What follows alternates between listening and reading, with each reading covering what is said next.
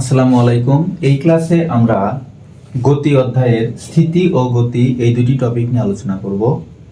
স্থিতি বা গতি বুঝতে হলে আগে আমাদের প্রসঙ্গবিন্দু এবং অবস্থান সম্পর্কে জানতে হবে। যে বিন্দুর সাপেক্ষে কোনো বস্তুর বা কোনো বিন্দুর অবস্থান সুনির্দিষ্টভাবে নির্দেশ করা যায় সেই বিন্দুটিকে আমরা প্রসঙ্গবিন্দু বলব। একটা উদাহরণের সাহায্যে এই বিষয়টি খুব সুন্দরভাবে আমরা ক্লিয়ার করতে পারি।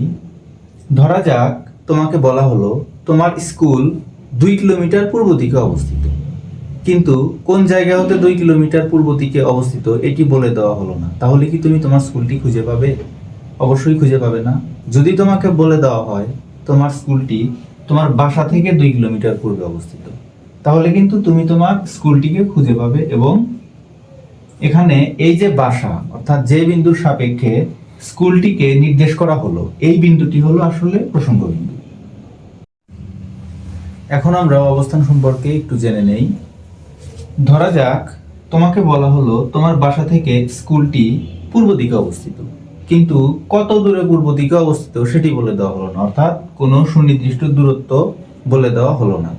অথবা তোমাকে বলে দেওয়া হলো তোমার বাসা থেকে স্কুলটি 2 কিলোমিটার দূরে অবস্থিত, কিন্তু 2 কিলোমিটার পূর্ব দিকেই যে অবস্থিত সেটি বলে দেওয়া হলো না।